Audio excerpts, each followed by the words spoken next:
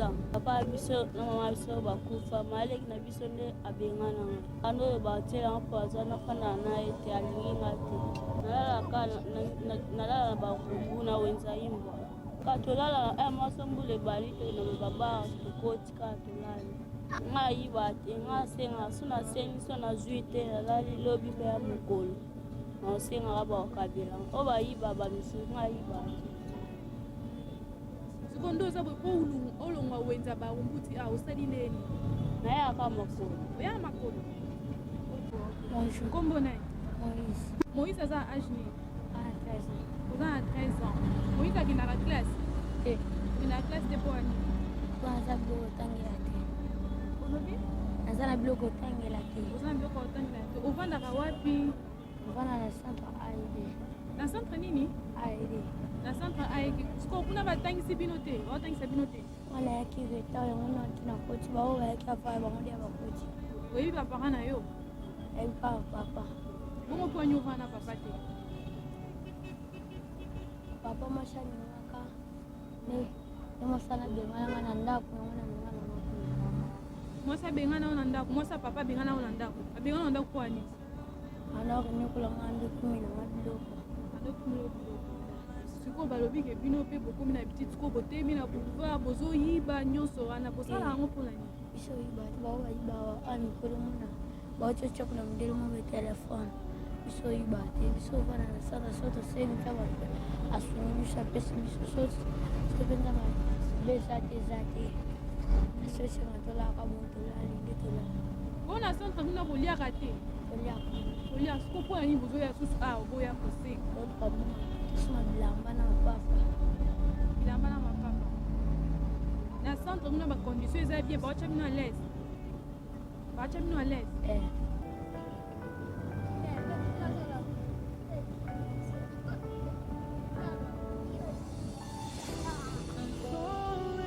kombo nani Charles tomoni ona pota boye eloni ezilekani tokotaka nkini na bana moyi baza awa na kini marché sikoyo bakutana nalala mopanzi aseni kuna na moyi baya 2 personnes bazokisi nga apres bakini boza na baproblème na bango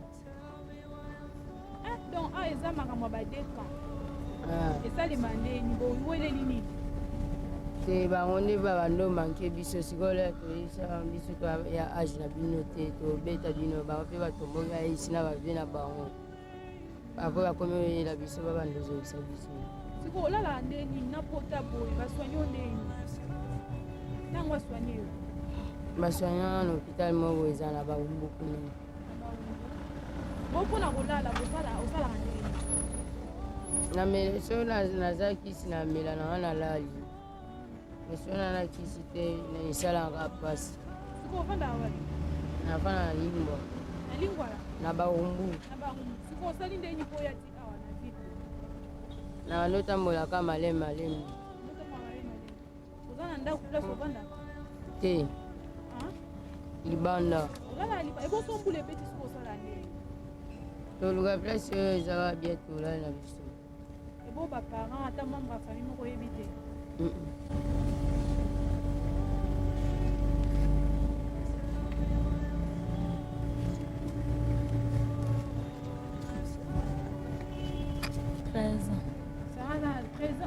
Sarah avant du vote.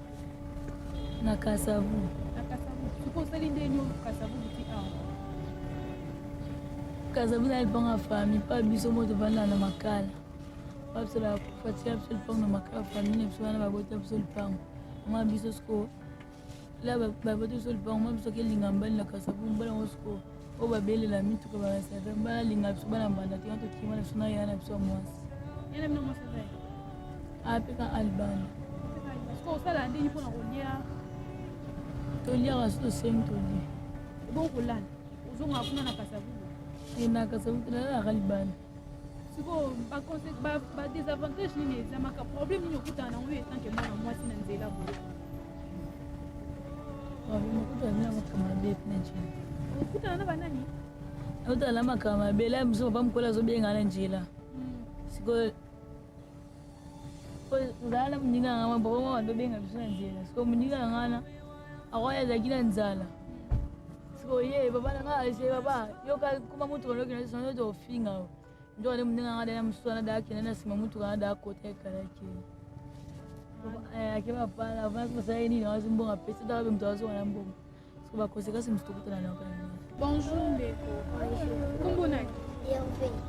Hervé. Hervé za âge ni? 10 ans. Na moni ovandi awa ozosani? Lala libanda. Lala na centre. E bon siko oye awa oyo osani? Na kosenga. Oyo osenga. Siko oyebisanga ba problème ni bokutana nango na nzela bona kosenga. Yaka osenga novandi wa osenga. Ongezi olali. Mutu bakafune bakangi bakye nawo. So bakye na bino kuna basala nini? Babeta na bango kaka babimisa biso pe. Babeti bino apo babimisi bino. Ebo babeti bino apo babimisi bino. 5 jours. Bosala 5 jours. Pendant 5 jours est-ce que bolia ande? Tolia bango bapesa. Bango bapesaka. Apo Solo babimisi zebele. Aya dalita 3 mois pa. apesi bino. Bapesi. Siko ko welela ne. Siko bakangela bino bon poani. Bakanga biso. Poani Na biso tozali. Kwa mona tolala libanda. Kwa mona tolala libanda. Siko ba parents oyebi ba parents te. Na yebi. Oyebi. Siko oyebi ba parents awa yo sala. Ngai na kufa. Mama kupe bon papa. Paza. E bon poani ovai na papa te. Ngabo masa kufa bapazo. Mwasi msusu. Mwasi msusu ansko asali nini? Mwasi msusu ana benganga te. Abengana kio? Ngamo ni mtini. Yo moka na volonté na okimi. Kwani? Yo mo sepeni oyaka koka na balabala bokoma kosenga. Papa bisamela masa. Amela masanga. Atika na yanda ko meata mama zaki. Ayaka te oluka yo te. Ayebi kote te. Ayebi kote te. Ok, siko na centre kuna bazotangisa bino. Otanga te. Ton dépôt bando okota na classe te. Na ina retard. Oye na retard. Mais bano mususu baza kuna bazotanga. Bamisu baza kuna ya otanga ba okonte ya okonte. Ya okonte. Ba batanga ka. Siko bolia combien de fois kuna na centre? Bala moka. Soki ozangi pe. Ozangi. Soki ozali oye, soki ozali ozali. Centre moi za wapi odobi? Centre moi za wapi? Na ba rumbe. Kombo ne? Michel. Michel za âge ni? 10 ans. Na 10 ans. Tomoni otelemi awa ozosala nini? Kosenga. Oye kosenga. Siko tolingi toyeba problème nini oyo bokutana nango awa na nzela awa? Kolala kuna. Yaki so dimanche kuna. Nakata mai kuna. Bapolisi bakanga biso. Bakanga bino? Ntango bakangi bino basali bino nini? Bamisi biso kuna na prison. Bosala combien de jours kuna? 3 jours. Bosala 3 jours après bobimi? Bakanga bino bongo poani? Bakanga biso mpe tosokola na mai. Oyo sokola na mai? Mai ezala kuna. Siko obi olala awa? Ngala na centre. Lala na centre? Osiko awa oyosala? Awa. Awa nayesenga mongo mpo nasoma bilamba nasoma mapapa. Osoma bilamba osoma mapapa? Siko okolia bosalaka ndenge nini? Kuna balamba soko ozangeli me yango toyaka otoluka mbongo mpo so ozangeli osoma te eloko ozela. Bon classe otangaka? Oyaki na retard. Oyaki na retard? Ya bakabola baitonga. Oyo baparent oyebi ata membre mo ta famille na yo? Siko nde boye na ville bosoki mbula ebandi ya bosalaka ndenge? Biso tolala na AED. Oh, life's calling.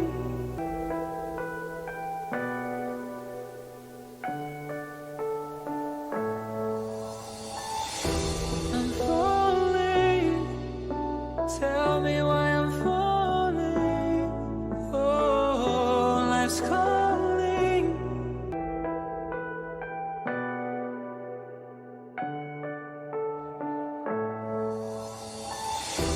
I'm falling.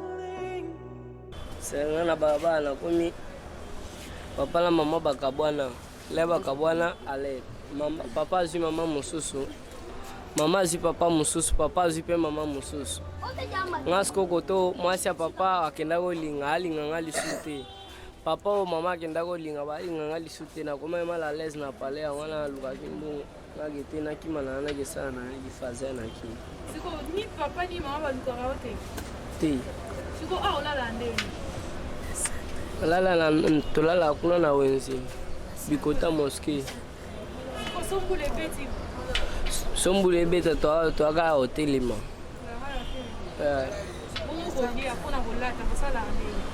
kolia tosengana na biso kaka moko mosusu tozangi tokie mpe tolalika bongo ko mosusu mpe boye nzambe mpe boye asalaka tozwi tolie bien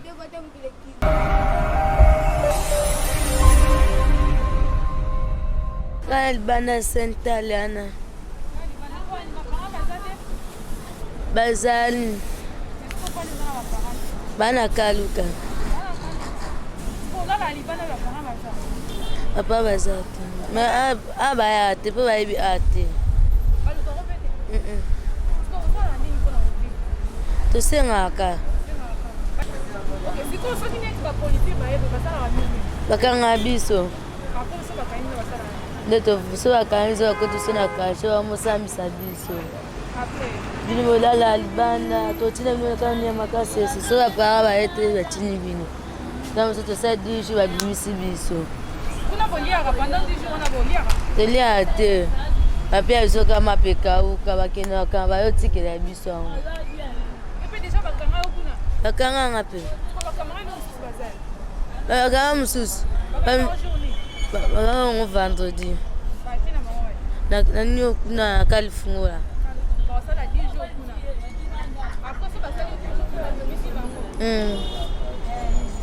siko neti yo mwana mwasi boye problème nini okotana na neti na nzela boye etanke mwana mwasi elo te neti yo mwana mwasi boye okotana na baproblème bajipe eleka na kawa basalaka neti nini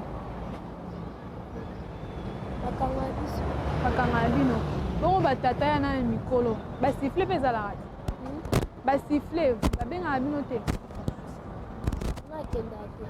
kendaka te me babengaka bino quand même baforçaka bino mpe eloko lokola viole bokutana nango mpe me baninga na bino déjà siko kolala neti mbula so ebeti bosala nde kolela na imbwa na imbwa wana eza place ya bien bolalaka mbula ekotaka te mbula ekotaka te ko nde bolongwa ti obi olalaka awa donc kolongwa kuna ti awa bosala nde oya makolo donc obi euti wa epipotango babamaki wani banga epa nani posala eni salelo te babambi oka libangaka bongo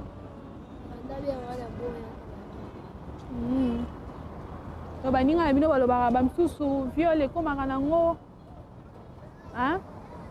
bamisusu basala yango mpona mbongo neti oyo basali neti boyo bapesa bango neti bacombien ba 2000 ba 2000 ba 3000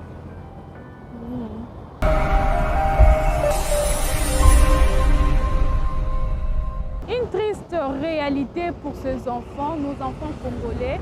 Ça fait très mal de voir la situation de ces enfants de la rue. Nous avons pu parler avec quelques enfants. Ils se sont exprimés. Pour certains, la condition dans laquelle ils sont en train de vivre, c'est dû au mauvais traitement en famille ou encore de frères et de parents.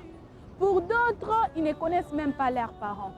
Certains vivent au centre, mais dans ces centres, imaginez un peu, à Zolia, une fois par jour.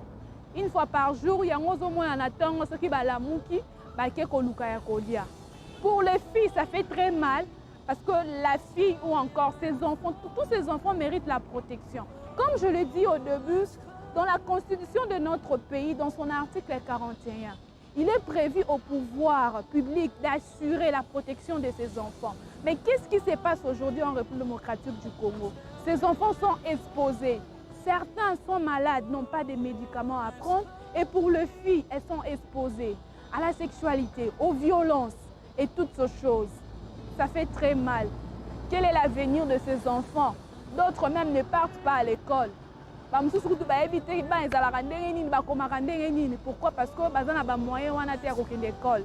Ezo sala pasi makasi parce que bana bonheur ou encore la protection, eza rêve ya bana nyonso, se sentir aimé. Comme il y a un adage qui dit, c'est plus facile pour un père d'avoir un fils, mais c'est plus difficile pour un fils d'avoir un papa plutôt. Donc un père, c'est plus simple pour lui d'avoir un enfant. Mais pour l'enfant, c'est très compliqué pour lui d'avoir un papa. C'est vraiment triste. Au Boti, au Sundoli Mwana. D'autres sont traités de sorciers, Nabandaku Nabango. D'autres sont traités de voleurs. Yongo Zomona Baso se retrouver dans Nzela. Pourquoi traiter qui est Azamoibi, Moussousou Azandoki, et au Baza qu'on se retrouver Wapina Balabala, s'il vous plaît. Ceux qui voulaient baisser, Baza obligé. Il y a une place ni Bavanda, Bapema. Kolia Koutou Kolobate. Pour manger, ils sont obligés de demander. Ceux qui ont saigné à Koliate. Oui, on a l'habitude de traiter Bachege, Mabiyi, Bibanini, mais pourquoi ils sont arrivés à ce point? C'est parce qu'ils manquent de quoi manger. Bazane lo kwa Koliate, Bamsusu, yango bazo kendaka koyiba, bazo botolaka basaki. D'autres sont confrontés à des problèmes tels que des conflits entre bango, bazo bunda entre bango, bazo yokalate entre bango. Bamsusu bazan na centre, mais malgré bazan na centre, conditions de vie ezakaka bien te. Et ça la passe dynamité, parce que on dit que les enfants ou encore la jeunesse c'est l'avenir de demain. Mais ceux qui bana oyo bazo vivre kaka boye, tozomi tuna avenir na bango eza nini? Conditions de vie eza mabe. Ministère ya affaires sociales ezali. On a s'occuper na bana oyo, mais on se demande na ba boulevard okuta bana. Partout d'ailleurs okuta bana na boulevard. Ba mususu kutu nde na lobaki baza malade. Ba ebite basomba kisi nini. Ba mususu ba mi komisa kutu ba momo ba minganga. Soko ki mo mutu pasi akia somi mo $, a ebite kisi ni akomela zo kenera zo ko s'efforcer moko amela. C'est vraiment une triste réalité, mais c'est ce qui se passe.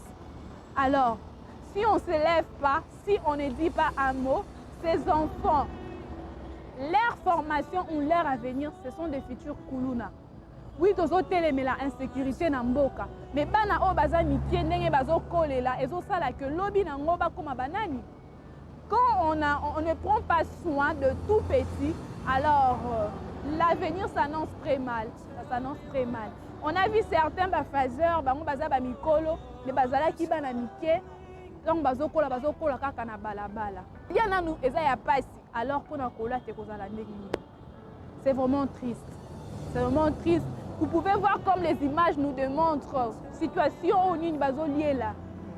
Balamuka kana balabala, balala kana balabala. C'est vraiment compliqué.